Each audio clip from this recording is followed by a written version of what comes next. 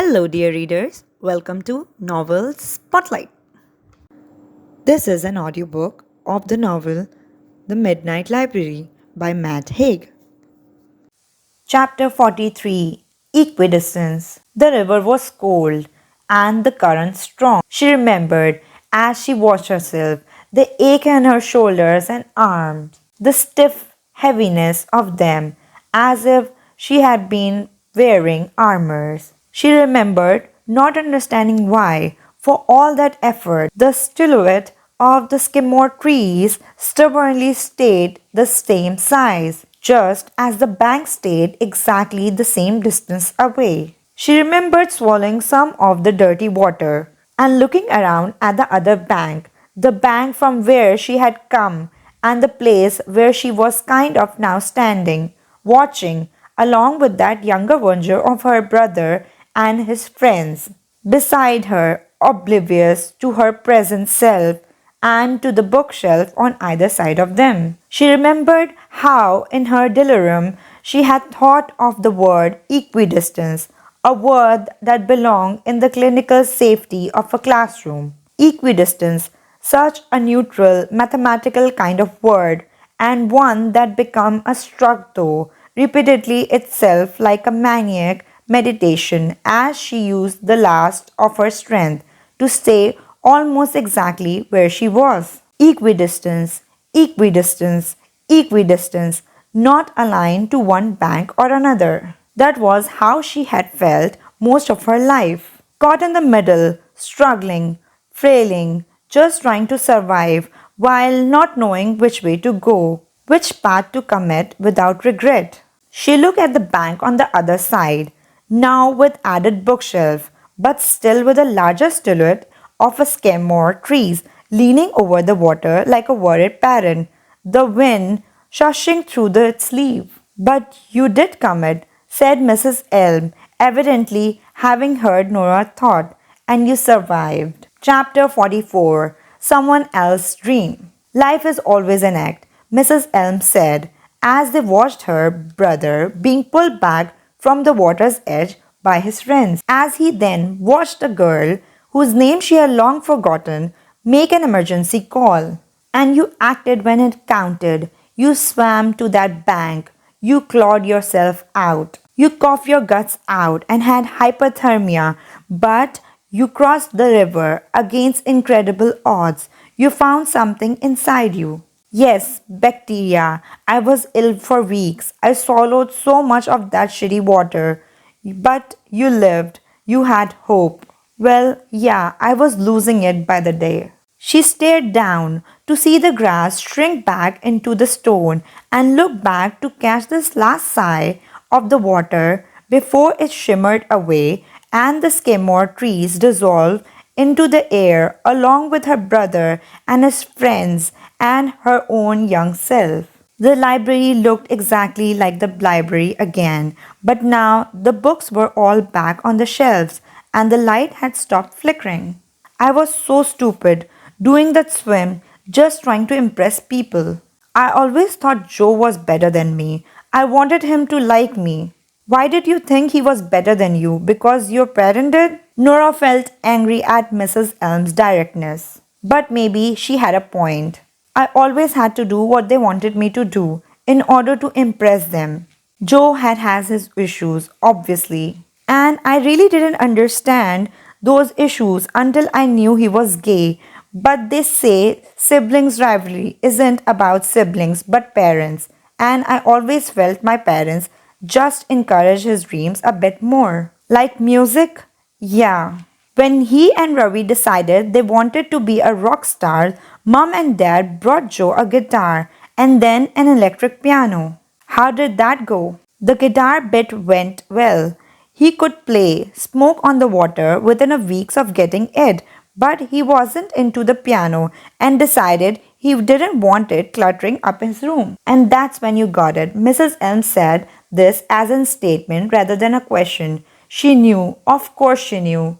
Yeah. It was moved into your room and you welcomed it like a friend and started learning to play it with steadfast determination. You spent your pocket money on piano teaching guides and Mozart for beginners and Beatles for piano because you liked it, but also because you wanted to impress your older brother.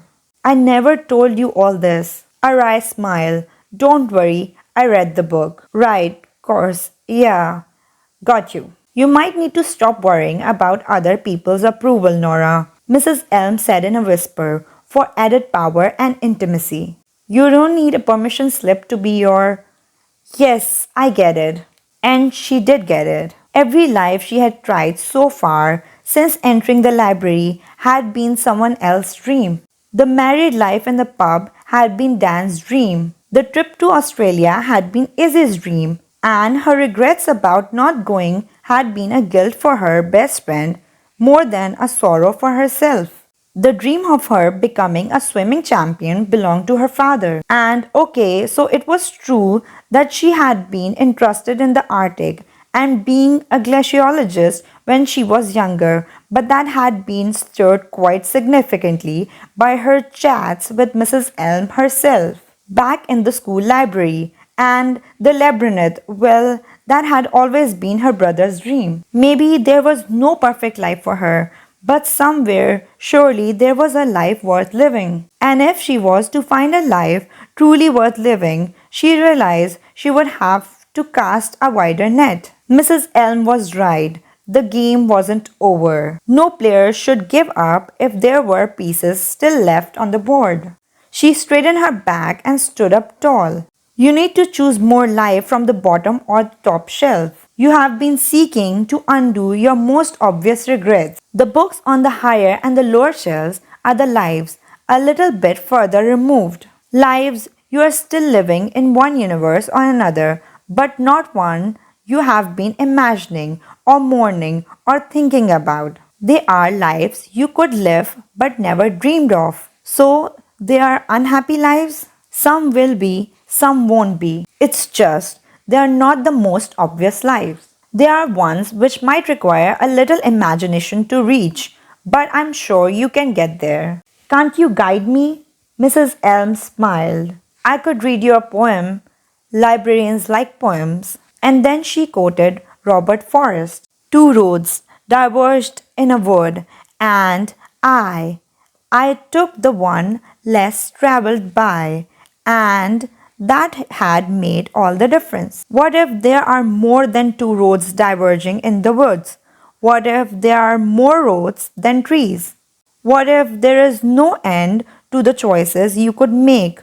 What would Robert Forrest do then? She remembered studying Aristotle as a first-year philosophy student and being a bit depressed by his idea that excellence was never an accident. That excellence comes out where the result of the wise choice of many alternatives. And here she was, in the privileged position of being able to sample these many alternatives. It was a shortcut to wisdom and maybe a shortcut to happiness too. She saw it now, not as a burden, but a gift to be cherished. Look at that chessboard you put back in place, said Mrs. Elm softly. Look at how ordered and safe and peaceful it looks now, before a game starts.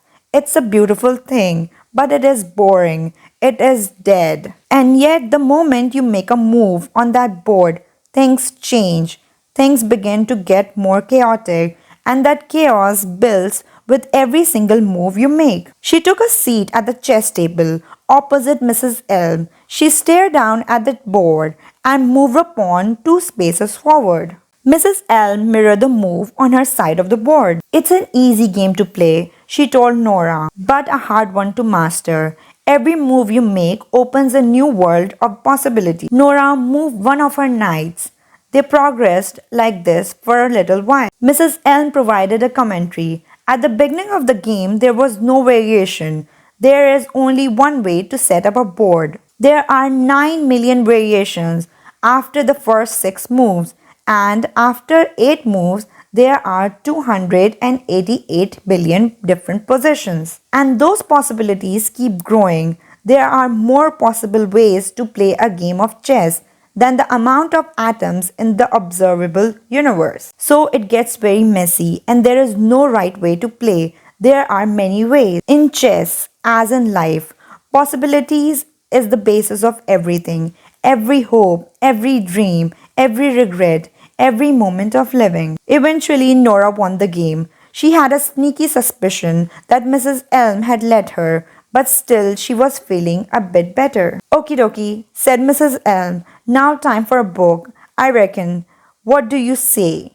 Nora gazed along the bookshelf. If only they had more specific titles. If only there was one that said, Perfect Life right here. Her initial instinct had been to ignore Mrs. Elm's question. But where there were books, there was always the temptation to open them. And she realized it was the same with lives.